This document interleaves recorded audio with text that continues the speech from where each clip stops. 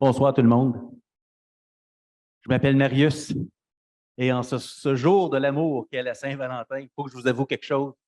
J'aime le monde de l'éducation. J'espère que vous aimez le monde de l'éducation. J'aime particulièrement travailler avec les humains. Et ce que je découvre comme accompagnateur, c'est ceci. Découverte importante pour moi. Tout le monde est un leader. Ça veut dire que tout le monde a un pouvoir d'action dans sa réalité. Ça ne veut pas dire que tout le monde est ministre, inspecteur, directeur. Ça n'a rien à voir avec le type de leadership, c'est le pouvoir d'action. Ce que ça veut dire, c'est que ce qu'on fait au quotidien, ça compte. Mais qu'est-ce que le leadership? Voici mon humble définition. Le leadership, c'est l'impact positif que nous avons sur notre devenir en premier et sur le devenir des personnes autour de nous. On commence avec soi d'abord.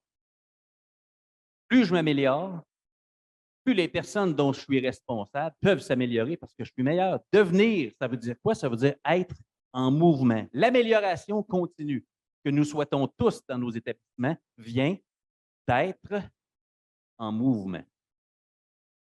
Et c'est comme ça dans la société. Je ne sais pas si vous avez remarqué, dans la société, veut s'améliorer aussi. On nous sollicite continuellement. On nous demande la rétroaction, 5 étoiles, après une soirée au resto, après un passage, un séjour à l'hôtel, après avoir utilisé les salles de toilette à l'aéroport. Après une rencontre virtuelle, on ferme la rencontre. Qu'est-ce qu'on nous demande? Qu'avez-vous pensé de votre expérience? Et là, on vote 1, 2, 3, 4, 5 étoiles. Ça m'amène à me questionner. Es-tu un leader 5 étoiles? Marius. Wow! Question. Si je demandais aux gens qui me côtoient d'évaluer leur expérience de mon leadership, ils diraient quoi? Moi, j'ai le goût d'être un leader 5 étoiles, je ne sais pas pour vous. Mais c'est quoi un leader 5 étoiles? C'est dans la performance. Il faut dire oui à certaines choses.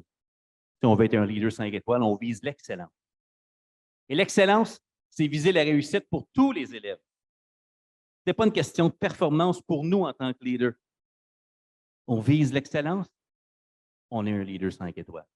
C'est la quête qui est importante, mais on vise ça ensemble. On dit oui au nous que nous formons. Oui à l'amélioration continue. Ce qu'on se dit, c'est que l'éducation, c'est un sport d'équipe.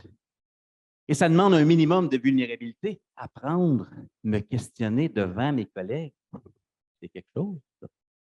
Si je veux que ça s'améliore, je dis oui à ça. Je dis oui aux nouvelles idées. Oui aux nouvelles stratégies. Des stratégies auxquelles j'ai peut-être dit non pour le passé.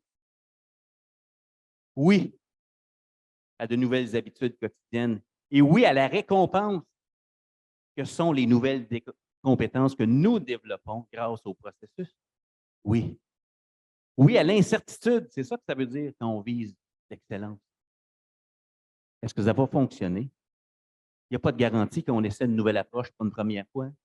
Il y a de l'incertitude. Il faut vivre avec ça. Oui, à l'inconfort. Ce n'est pas toujours confortable d'essayer une nouvelle stratégie pour engager les élèves. C'est le prêt à payer. Oui, à la curiosité. La curiosité, ce qui est intéressant, c'est que pour apprendre, il faut être curieux. Curieux, ça veut dire que je veux savoir quelque chose. Si je veux savoir quelque chose, ça veut dire que je ne sais pas quelque chose. Sommes-nous à l'aise avec l'idée de ne pas savoir certaines choses? C'est ce qui nous permet d'activer notre curiosité. Oui, à l'intentionnalité. Comment sommes-nous censés accompagner les élèves qui nous sont confiés si nous ne sommes pas intentionnellement, activement des apprenants, nous aussi, dans un monde numérique? Wow. Oui, à l'intentionnalité. Mais il faut dire non à certaines choses. Hein. Choisir, c'est renoncer. Non à la médiocrité. C'est la Saint-Valentin. Chérie, on va aller souper dans un resto médiocre ce soir, ordinaire, avec des gens ordinaires. On va passer une soirée ordinaire. Mais non. Vous allez dire, Marius, non, ça, c'est pas moi. Ça, c'est pas nous. Non à l'isolement.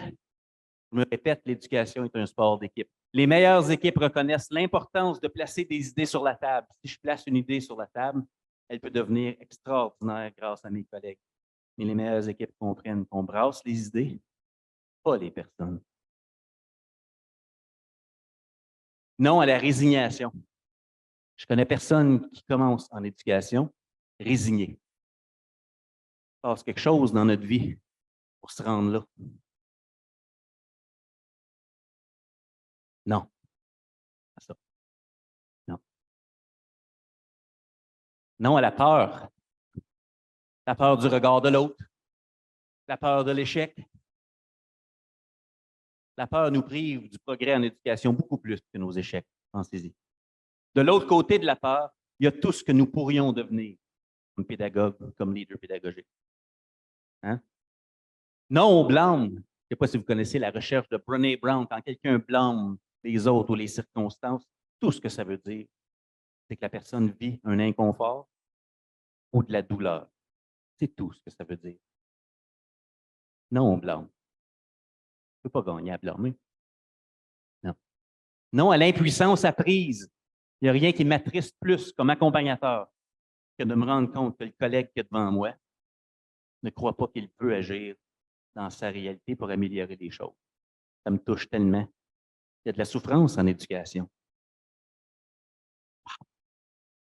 Non à ça. Pour avancer, mes très chers collègues, pour être un leader 5 étoiles en éducation, on dit oui à des choses, on dit non à autre chose. La seule chose qui garantit une amélioration dans nos écoles, c'est un changement dans nos pratiques. Alors, est-ce qu'on est prêt à dire oui et non?